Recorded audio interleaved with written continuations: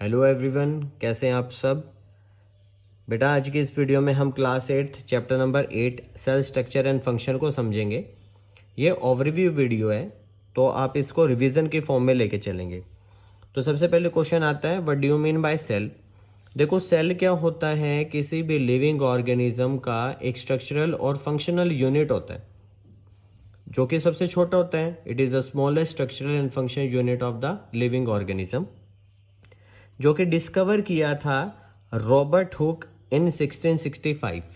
ठीक है, Robert Hooke scientist था। 1665 में इन्होंने ये जो सेल है ये टर्म दी थी और ये डिस्कवर किया था। ये पूछा जा सकता है कि क्या यूज़ किया था, किस चीज़ का सेल देखा, क्या ऑब्जर्वेशन थी। तो एक जो कॉर्क होता है, वुडन पीस या वुडन पार्ट, उसका जो स्लाइस है उसको सिंपल मैग्नीफाइंग डिवाइसेस में उसने देखा जो उनकी खुद की बनाई हुई थी, और वहाँ देखने के बाद कुछ इस तरह से स्ट्रक्चर मिली और उन्होंने ऑब्जर्व किया कि जो कॉर्क के जो सेल्स हैं वो हैं डेड। ठीक है, तो ऑब्जर्वेशन में आप ये हमेशा देखेंगे कि जो एक्चुअल जो सेल्स उनको दिखे वो थे डेड। ठीक है, लेकिन जो आप क्लास 9th में जाके पढ़ेंगे, लिविन हुक साइंटिस्ट थे जिन्होंने 1674 में लिविंग सेल डिस्कवर किया था, जो कि पॉन्ड वाटर का यूज़ किया था, जिसमें उनको एक बैक्टीरिया मिला था।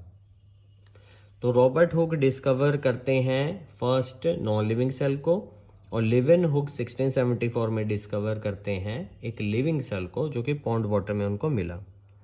अब क्वेश्चन आता है, सेल को हमने स्ट्रक्चरल और फंक्शनल यूनिट क्यों बोला। सिंपल सी बात है, अगर हम बोल रहे हैं कि सेल एक स्ट्रक्चरल यूनिट है, यानी वो बॉडी को स्ट्रक्चर देगा। अब कोई भी बॉडी किसी भी शेप की है, वो किस वजह से है, वो सेल्स की वजह से है, क्योंकि सेल का अरेंजमेंट उस तरह से है। जैसे एलिफेंट की सूंड है, वो उस तरह से क्यों है, क्योंकि सेल उस तरह से वहाँ अरेंज्ड है। तो एक तरीके से बॉडी की अरेंजमेंट जो है, बॉडी की जो स्ट्रक्चर है, वो सेल के द्वारा बनाई जाती है। इसके अलावा कोई छोटा ऑर्गेनिज्म है तो उसमें कम सेल होंगे, बड़ा ऑर्गेनिज्म है तो काफ़ी सारे सेल होंगे। तो सिंपल सी बात है, cell will give the structure to the living organism. दूसरा क्या है, फंक्शनल यूनिट ऑफ लाइफ क्यों बोलते हैं, क्योंकि डिफरेंट सेल्स के डिफरेंट फंक्शंस होते हैं। और जब वो सारे सेल एक साथ फंक्शन करते हैं, या जब सेल वो परफॉर्म करते हैं डिफरेंट फंक्शन, तो आपकी बॉडी क्या होती है, फंक्शनल यूनिट ऑफ लाइफ। आप अपनी बॉडी से इतने सारे फंक्शन क्यों कर पाते हैं, क्योंकि डिफरेंट टाइप के सेल्स प्रेजेंट है आपकी बॉडी में, इस वजह से। तो यहीं से जो क्वेश्चन है वो यहाँ से क्लियर हो जाते हैं कि basic structure and function unit क्यों बोला जाता है, क्योंकि वो स्ट्रक्चर भी प्रोवाइड करता है और फंक्शनल यूनिट भी है। अगर आप अंडर माइक्रोस्कोप में ऑनियन पील को ऑब्जर्व करेंगे तो इस तरह से आपको मिलेंगे। जो ये सेल्स हैं वो आपको एक ब्रिक लाइक स्ट्रक्चर देंगे, जिनके सेंटर में आपको क्या मिलेगा, एक सेल ऑर्गेनेली, जिसको बोला जाता है न्यूक्लियस। और आप कंपेयर कर सकते हैं ऑनियन सेल और ब्रिक वॉल में कितना ज़्यादा सिमिलैरिटी है। तो इसको समझने के लिए साइंटिस्ट ने इनको रिलेट कराया। अब बात करते हैं, organism shows variety in the cell number, shape and size. यानी अगर ऑर्गेनिज्म में सेल्स हैं तो वो ज़रूरी नहीं है कि सेम नंबर ऑफ सेल मिलेंगे हर ऑर्गेनिज्म में। उनकी शेप वेरी कर सकती है और उनका जो साइज़ है वो भी वेरी करेगा। सबसे पहले अगर हम बात करें, अगर आप कोई भी सेल को देखना चाहते हैं अंडर माइक्रोस्कोप, जनरली जो ऑर्गेनेलीज होती हैं सेल की, जो पार्ट्स होते हैं सेल के, वो ट्रांसपेरेंट होते हैं या कलरलेस होते हैं, जिस वजह से हमें डाई यूज़ करनी पड़ती है उनको ऑब्जर्व करने के लिए। तो हम मिथाइलिन ब्लू, सेफ्रिन सॉल्यूशन, ऐसे कुछ सॉल्यूशन यूज़ करेंगे ताकि वो कलरफुल हो जाएं और हम उनको ऑब्जर्व कर पाएँ। नंबर ऑफ सेल से रिलेटेड है, देखिए आप अगर आप बात करें एक चींटी और हाथी में, चींटी का साइज बहुत छोटा है, इस वजह से क्यों, क्योंकि नंबर ऑफ सेल्स उसमें कम अरेंज्ड है। अब एलिफेंट का इतना बड़ा साइज क्यों है, क्योंकि number of cell directly proportional है उसके साइज के। तो यहाँ पे कह सकते हैं कि छोटे से पीस में भी आपको मिलियन से बिलियन सेल्स भी देखने को मिलेंगे। और आपको पता है 1 मिलियन में क्या होता है, 1000 million. Multicellular organism are those organism which are made up of more than one cell. ठीक है, अब देखिए जैसे कि ह्यूमंस हैं, प्लांट्स हैं, एनिमल्स हैं, उनमें एक ही सेल से नहीं बने, वो बहुत सारे डिफरेंट टाइप के सेल से बने और एक से ज़्यादा सेल से बने। ऐसे ऑर्गेनिज्म को हम मल्टी सेलुलर ऑर्गेनिज्म बोलेंगे। और एग्जांपल आ जाएगा प्लांट्स, एनिमल्स, ह्यूमंस। ठीक है, यूनिसेलुलर ऑर्गेनिज्म जो कि एक ही सेल से बने, यानी उनकी बॉडी खुद ही एक सेल है। जैसे कि आपके पास है अमीबा एंड पैरामीशियम, इन दोनों को हम यूनिसेलुलर ऑर्गेनिज्म की कैटेगरी में रखते हैं। क्यों? क्योंकि एक कंप्लीट एक खुद एक सेल है और बाकी ऑर्गेनेलीज इनके अंदर मिलेगी।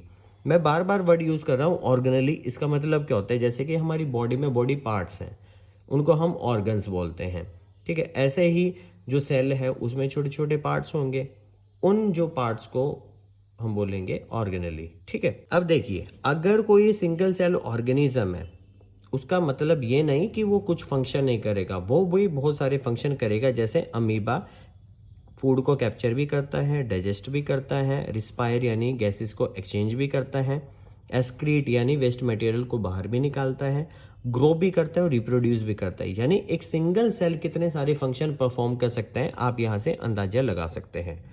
लेकिन जो मल्टी सेलुलर होंगे उसमें तो डिफरेंट टाइप के सेल्स भी हैं, नंबर ऑफ सेल्स भी ज़्यादा हैं, तो आप फंक्शंस भी कंपेयर कर सकेंगे कि अमीबा पैरामीशियम के कंपैरिजन में हम कितने सारे फंक्शन कर पाएंगे।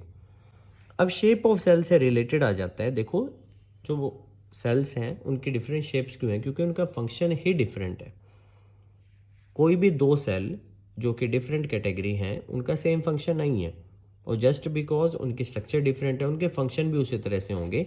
जैसे कि हम समझते हैं कि न्यूरॉन की शेप ऐसे क्यों है, जो इसमें डेंड्राइट्स होते हैं ये इंफॉर्मेशन कलेक्ट करती हैं सेंसरी ऑर्गन से, और ये सेल बॉडी से होते हुए नर्व एंडिंग से होते हुए नेक्स्ट न्यूरॉन में ट्रांसफर हो जाती हैं। तो यानी इसकी ऐसी स्ट्रक्चर इस वजह से है क्योंकि इसका फंक्शन इस तरह से है।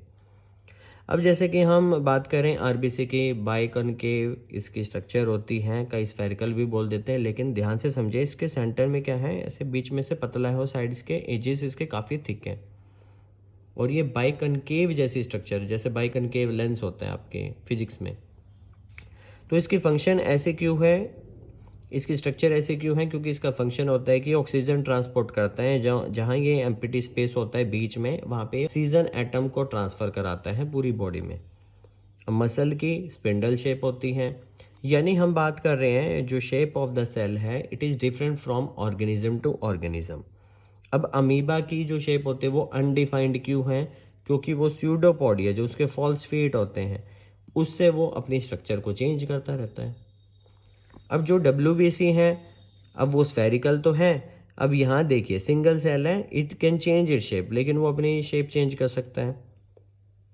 अब WBC का फंक्शन आपको पता है, it fight against a disease causing microbe. यानी जो डिफरेंट शेप्स हैं सेल्स की वो रिलेट हैं उनके स्पेसिफिक फंक्शन से। कुछ की राउंड है, कुछ की स्फेरिकल है, कुछ की इलोंगेटेड है। जैसे यहाँ पे क्या है, नर्व सेल की लॉन्ग ब्रांच्ड, बाइकॉनकेव, स्पिंडल। तो इस तरह से इनकी डिफरेंट शेप्स हैं और उनका डिफरेंट फंक्शन भी है। अब बात करते हैं ऑर्गेनेलिस की, ठीक है। अब देखिए, जो प्लांट और एनिमल सेल है उनके साइज में भी डिफरेंट है। जो आपका प्लांट एनिमल का जो प्लांट सेल होता है वो काफ़ी बड़ा होता है as compare to the animal cell, ठीक है। अब साइज ऑफ द सेल की बात करें, क्योंकि यहाँ आपके पास आएगा जो स्मॉलेस्ट सेल है वो, उसकी रेंज की बात करें 0.1 टू 0.5 माइक्रोमीटर होती है। 1 माइक्रोमीटर किसके इक्वल होता है? आपका 10⁻⁻6 मीटर्स के। तो आप देख सकते हैं कि इतना ज़्यादा माइक्रोस्कोपिक है, और इसी वजह से ही आपको माइक्रोस्कोप की हेल्प से सेल्स को ऑब्जर्व करना पड़ता है, क्योंकि आप उसको नेक्ड आई से नहीं देख सकते, उसका साइज़ बहुत ही ज़्यादा छोटा है। तो microscope is the only device which is helpful for observing the organelles and the cells. इसके बाद हमारे पास आ जाता है कि ऑर्गन्स हैं वो स्मॉल पार्ट से मिलकर बने, जिनको हम बोलते हैं टिश्यूज़। टिश्यूज़ की डेफिनेशन है, it is the group of similar sales those perform similar function. अगर बहुत सारे सिमिलर सेल्स को कंबाइन कर देंगे तो क्या बन जाएगा? टिश्यू, और उस स्पेसिफिक टिश्यू का क्या होगा? Specific function. Parts of cell की बात करें, सबसे पहले आता है सेल मेम्ब्रेन। कोई भी सेल है उसके बाहर आउटर कवरिंग है, उसको प्रोटेक्ट कराने के लिए उसको हम बोलते हैं सेल मेम्ब्रेन। सेल मेम्ब्रेन का दूसरा नाम है प्लाज्मा मेम्ब्रेन, और एक और है सेलेक्टिवली परमेबल मेम्ब्रेन। क्यों? क्योंकि ये सेलेक्टिव मटेरियल को ही एक्सचेंज कराने में हेल्पफुल करता है। सेल के अंदर बाहर जाने की जो मूवमेंट है वहाँ पे ये सेल मेम्ब्रेन ही रिस्पॉन्सिबल है, और ये फ्लेक्सिबल भी होती है, और ये पोरस तो है ही है। कुछ सेल्स के अराउंड में क्या होती है, एक थिक कवरिंग भी होती है जिसको बोलते हैं सेल वॉल, जो कि जनरली आपके प्लांट सेल्स में मिलेगी, जैसे कि ओनियन सेल में भी मिलती है। अब इसका रीज़न क्या है, प्लांट सेल में ही ऐसा क्या है? देखो, प्लांट्स जो हैं वो हमेशा टेम्परेचर, ह्यूमिडिटी, मॉइस्चर, प्रेशर, ऐसे बहुत सारे फैक्टर्स को झेलता है बाहर। हम तो घर में रह लेते हैं लेकिन वो बाहर है, उनको एक्सट्रीम कंडीशन का सामना करना पड़ता है। तो उसी की प्रोटेक्शन के लिए उनके पास सेल वॉल है जो कि एक्स्ट्रा प्रोटेक्शन देती है। अब बात करेंगे सेल के अंदर क्या क्या है। देखो, सेल के जस्ट अंदर आपको क्या मिलेगा, सेल मेम्ब्रेन के अंदर आपको साइटोप्लाज्म मिलेगा, जो कि एक जेली लाइक मटेरियल है। अब जेली लाइक मटेरियल का काम क्या होगा, उसी के अंदर सारे के सारे ऑर्गेनेली पाए जाएंगे। एक तरीके से वो मीडियम प्रोवाइड करता है ताकि कोई भी मटेरियल इन और आउट होने में हेल्पफुल हो। विदाउट मीडियम तो कोई चीज़ ट्रैवल नहीं कर पाएगी सेल के अंदर बाहर, इस वजह से वो मीडियम प्रोवाइड करता है। एक और क्वेश्चन बनता है, सेल मेम्ब्रेन किससे बना होता है? ये प्रोटीन और लिपिड से बना हुआ है। सेल वॉल आपकी सेलुलोज से बनी हुई है जो कि कार्बोहाइड्रेट है। तो नेक्स्ट वीडियो में हम जो बाकी ऑर्गेनेलीज हैं सेल की, उनको अच्छे से स्टडी करेंगे। Thank you so much for watching the video and wait for the next part of this video.